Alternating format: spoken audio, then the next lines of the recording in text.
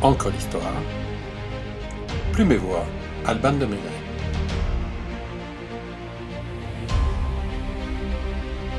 L'affaire des poisons. Scandale à la cour.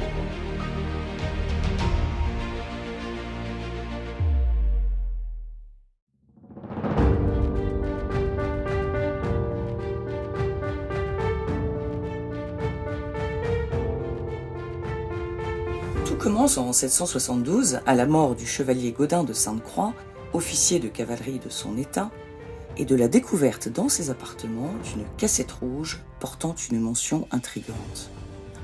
À n'ouvrir qu'en cas de mort antérieure à celle de la marquise. La marquise, c'est Marie-Madeleine de Brinvilliers, et certaines lettres du mystérieux coffre prouvent sa relation adultérine avec feu l'officier. D'autres lettres attestent de la mort par empoisonnement de Dreux d'Aubray, conseiller d'État, de ses deux fils, qui ne sont autres que le père et les frères de cette dernière. Au milieu des lettres, l'on trouve des fioles remplies d'une décoction à base d'arsenic, connue sous le nom de poudre de succession. Voici déclenché le scandale le plus sulfureux du grand siècle, l'affaire des poisons. Il semblerait que la marquise de Brinvilliers manifeste très peu d'état d'âme à se débarrasser des personnes qui l'encombrent. 2 frères, ce sont 2 parts d'héritage en moins. Un père vivant, c'est repousser la lecture du testament. Un mari, c'est empoisonnant quand on a un amant. Le marquis, étonnamment, échappe à la mort par excès de soupçons et de précautions. Fort de ses pièces à conviction, M. de la Reynie cite à comparaître en justice la suspecte, mais celle-ci s'échappe en Angleterre. Les tentatives de Colbert pour la faire extrader sans incident diplomatique sont vaines. Si le roi d'Angleterre voulait bien la faire arrêter, la faire mettre aussitôt en un bâtiment et l'envoyer promptement à Calais, cela serait fait et exécuté auparavant que personne en eût connaissance. Le 25 mars 1676, après 4 années de traque plus ou moins zélées, l'officier de police parvint enfin à arrêter Marie-Madeleine, réfugiée dans un couvent belge à Liège. Une fois prise, l'empoisonneuse est écrouée à la conciergerie et subit un long procès au cours duquel elle nie son implication dans les assassinats. Précaution inutile, car comme le dit le philosophe Francis Bacon en 1620, les preuves sont un antidote contre le poison des témoignages.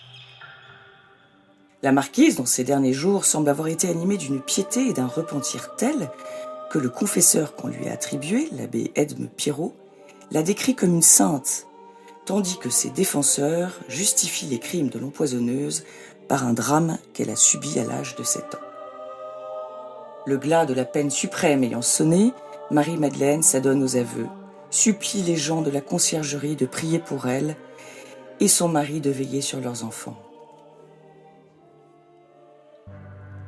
2 extraits de lettres de Madame de Sévigné à Madame de Grignan, sa fille, nous relatent cette journée du 17 juillet 1676.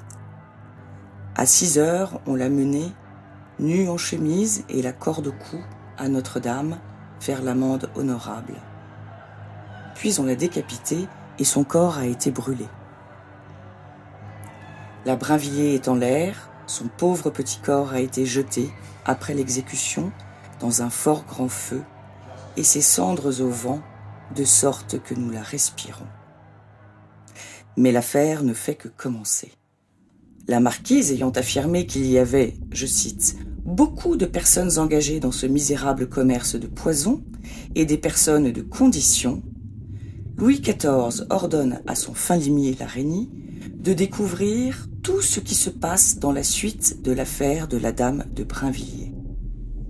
Les pénitenciers de Notre-Dame affirment recevoir grand nombre de confessions révélant des empoisonnements.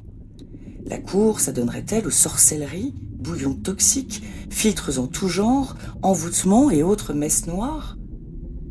Ceci pourrait-il expliquer les morts sibyllines d'Henriette d'Angleterre, belle-sœur du roi Soleil, du comte de Soissons ou duc de Lionne, secrétaire d'État? Les empoisonneuses régenteraient-elles Paris? L'investigation conduit le policier du roi à une certaine Marie Bosse qui fournit des poudres de succession aux épouses des membres du Parlement. Cette dernière fait remonter la filière à Catherine des Haies, épouse Monvoisin, dite Lavoisin, fournisseur principal des empoisonneuses de Paris, qui, en plus de fabriquer du poison, prédit la bonne aventure, tire les cartes et pratique des avortements. Aux grands mots, les grands remèdes.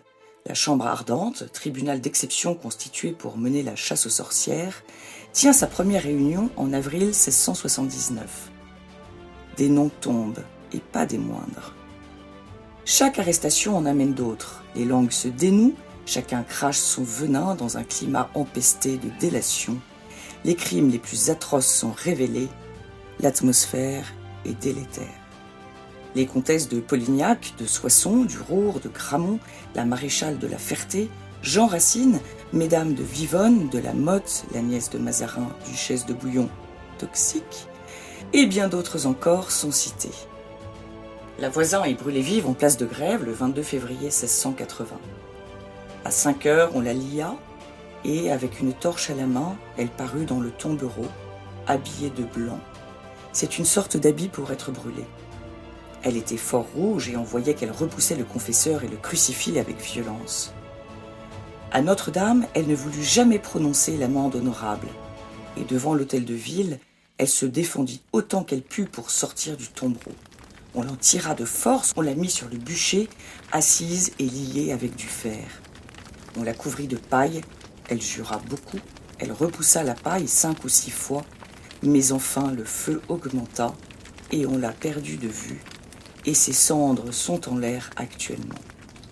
Voilà la mort de Madame Voisin, célèbre par ses crimes et son impiété, nous raconte encore Madame de Sévigné. La Chambre ardente, ou Cour des poisons, juge sans appel 442 personnes et prononce environ 36 condamnations à mort, 23 au bannissement, 5 aux galères.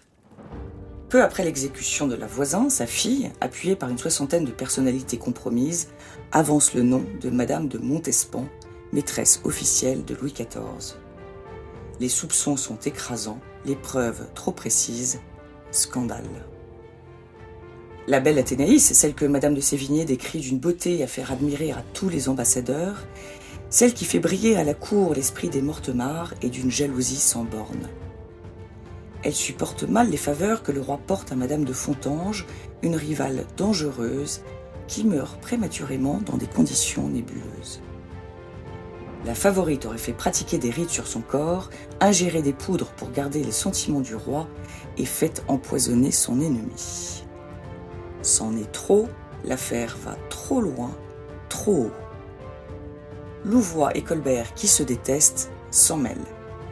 Le roi fait suspendre la Chambre ardente, enfermer les accusateurs d'Athénaïs, retirer les pièces compromettantes et mène une éviction discrète de Madame de Montespan, qu'il continue néanmoins de voir chaque jour en rendant visite à leurs 7 enfants, avant qu'elle ne se retire dans un couvent en 1692.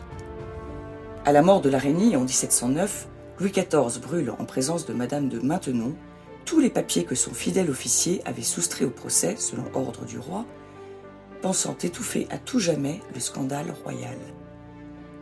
Il ignorait que la Régnie les avait tous consignés et répertoriés et qu'il ferait quelques siècles plus tard le bonheur d'historiens en quête d'arsenic et vieilles dentelles.